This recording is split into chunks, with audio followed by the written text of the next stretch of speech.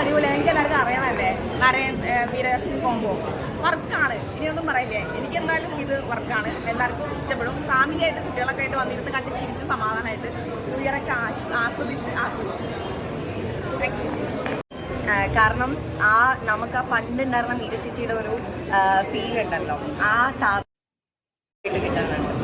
ആ ചില സമയത്തെ ക്യൂട്ട്നെസ് ആണെങ്കിലും ആ ഒരു ചട്ടം പിത്തരവും എല്ലാം അതിനകത്ത് ഇൻക്ലൂഡഡ് ആണ്.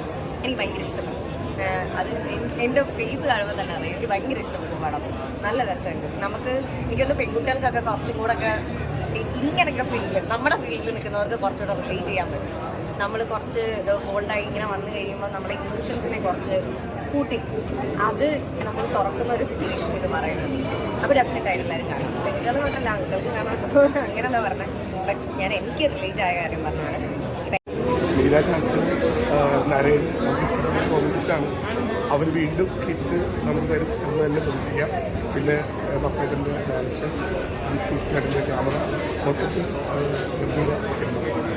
സോഞ്ചടി ജോസഫിന്ന് ഡിഫറെൻ്റ് ആയിട്ടാണ് ഈ സിനിമ, വളരെ ഫാമിലി ഓറിയൻറ്റഡ് ആയിട്ട് സിനിമ ഇരിക്കുന്നത്. അപ്പോൾ അതിൽ നിന്ന് ഡിഫറെൻ്റ് ആയിട്ട് ചിന്തിച്ചപ്പോൾ അത് ഓഡിയൻസ് വർക്കായി എന്ന് തോന്നുന്നുണ്ടോ ഓഡിയൻസിൻ്റെ ഇടയിൽ? തീർച്ചയായും അത് വളരെ എന്താ പറയുക റിസ്ക് ആയിട്ടുള്ളൊരു സബ്ജക്റ്റാണ്. പക്ഷെ അത് പപ്പേട്ടൻ്റെ ആ ഒരു കൈയടക്കം, സംവിധായകൻ്റെ കൈയടക്കം വളരെ പ്രകടമാണ്. ഒരു സെക്കൻഡ് പോലും വേണമെങ്കിൽ ഒരുപാട് ലാഗ് അടിക്കാവുന്ന ഒരു സിനിമയാണ്. പക്ഷെ ഒരു സെക്കൻഡ് പോലും ലാഗ് അടിപ്പിക്കാതെയുള്ള സംവിധാനം, ആ ലാഗ് വരുത്താതെ നമ്മൾ രസിപ്പിച്ച് ആ സിനിമ കാണിപ്പിച്ചതിൽ മീഡിയാസിനും നരേന്ദ്രനും അഭിനയിച്ച ആർട്ടിസ്റ്റുകളുടെയും പെർഫോമൻസിനൊരു വലിയ ഘടകമുണ്ട്. സിനിമോട്ടോഗ്രാഫിക്ക് വലിയ ഘടകമുണ്ട്.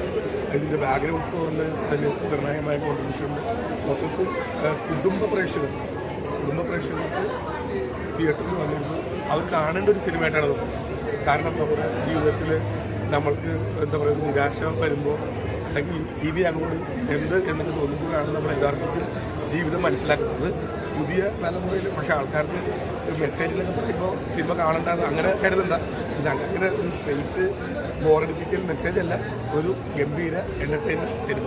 എന്നാൽ അതിൻ്റെ അണ്ടർ കറൻ്റായിട്ട് നമ്മളൊക്കെ സിനിമ കാണുമ്പോൾ വളരെ സീരിയസ് ആയിട്ടും നമ്മളെ ചിന്തിപ്പിക്കുന്ന ഒരു സിനിമ. അപ്പോൾ ചേട്ടൻ നേര് സിനിമ ഭയങ്കര വിജയമായിട്ട് പോയിക്കൊണ്ടിരിക്കുകയാണ്. അപ്പോൾ ഇങ്ങനത്തെ ഒരു സിനിമ വരുമ്പോൾ അത് വിജയമാകുന്ന പ്രതീക്ഷ അല്ല. നേര് ഓൾമോസ്റ്റ് ആൾക്കാർ കണ്ടു. നേര് കണ്ടവർ ഈ സിനിമ കണ്ടാൽ മതി. നേര് കാണാത്തവർ വേണമെങ്കിൽ ആദ്യം നേര് കണ്ടിട്ട് ക്യൂവിൽ എലിസബത്ത് കണ്ടാൽ മതി. എന്തായാലും നല്ല സിനിമകൾ പ്രേക്ഷകർ സ്വീകരിക്കും. ഇതെന്തായാലും നല്ല സിനിമയാണ്. അതുകൊണ്ട് തന്നെ അതിനർഹിക്കുന്ന ഒരു ഇമ്പോർട്ടൻസും അതിനർഹിക്കുന്ന ഒരു പ്രാധാന്യവും പ്രേക്ഷകർ കൊടുക്കുമെന്നാണ് ഞാൻ കരുതുന്നത്. അങ്ങനെ ഉണ്ടായി ക്യൂനെൽസബത്ത് പേര് പോലെ തന്നെ ഒരു ലേഡി ശക്തമായ ഒരു കഥാപാത്രമായിട്ട് മീര ജാസ്മിൻ നന്നായിട്ട് ചെയ്തിട്ടുണ്ട്. അതുപോലെ തന്നെ മീര ജാസ്മിനെ പോലെ തന്നെ എടുത്തു നിൽക്കുന്നത് നരേൻ്റെ പ്രകടനം നല്ല രസമായിട്ട്. കഥ വെച്ച് നോക്കുകയാണെങ്കിൽ ഒരു വൺ ടൈം വാച്ചബിളായിട്ട് എനിക്ക് തോന്നി. പക്ഷേ ആക്ടിവിറ്റി നോക്കുകയാണെങ്കിൽ നല്ല കിടലായിട്ട് ചെയ്തിട്ടുണ്ട്. ശക്തമായ ഒരു തിരിച്ചുവരവ്, അതാണ് പറയാനുള്ളത്. എന്തായാലും കൊള്ളാം. ഒരു വൺ ടൈം വാച്ചബിളായിട്ട് എനിക്ക് ഇഷ്ടപ്പെട്ടു. എലിസബത്ത് എന്ന ചിത്രം, മീര ജാസ്മിൻ എന്ന നടിയുടെ തിരിച്ചുവരവ്, അതേപോലെ തന്നെ നരയൻ, അദ്ദേഹം ഒരുപാട് തമിഴ് ചിത്രങ്ങളും അതേപോലെ തെലുങ്കുകളൊക്കെ ചെയ്ത് മലയാളത്തിൽ നിന്ന് വിട്ടുവയ്ക്കുകയായിരുന്നു. അദ്ദേഹത്തിൻ്റെ ഒരു തിരിച്ചുവരവാണെന്ന് പറയാം. അതുപോലെ പത്മകുമാർ എന്ന സംവിധായകൻ്റെ ഒരു നല്ലൊരു ഫാമിലി ചിത്രമാണ്. തീർച്ചയായിട്ടും ഫാമിലിക്ക് കാണാൻ പറ്റിയ ഒരു നല്ലൊരു ചിത്രമാണ്. ചിത്രം ഫുൾ ഒരു സീൻ പോലും ഇല്ല, അവരില്ലാത്തില്ല. പത്മകുമാറിൻ്റെ ഒരു വെറൈറ്റി എന്ന് വെച്ചാൽ പത്മകുമാർ സീരീസ് പടം മാത്രമാണ് ചെയ്തുകൊണ്ടിരുന്നത്. ഒരു വെറൈറ്റി ആയിട്ടൊരു പുള്ളി ഒരു കോമഡി ആയിട്ട് ചെയ്തിട്ടുണ്ട്. നല്ല സിനിമ കേട്ടോ, കുഴപ്പമില്ല. ഒന്ന് കാണാൻ പറ്റിയ പടം. നല്ല റെക്കോർഡ്, നല്ല സൗണ്ട് റെക്കോർഡിങ്ങും നല്ല സൗണ്ട് ചെയ്തിട്ടുണ്ട് കേട്ടോ. നല്ല പടം. ഫാമിലി പറ്റിയ പടം. ചിരിക്കാനുണ്ട്, എല്ലാം ഉണ്ട്, കുഴപ്പമില്ല. മീര ജാസ്മിൻ്റെ മൂഡ് സിനിമ, മീര ജാസ്മിൻ ചിത്രം.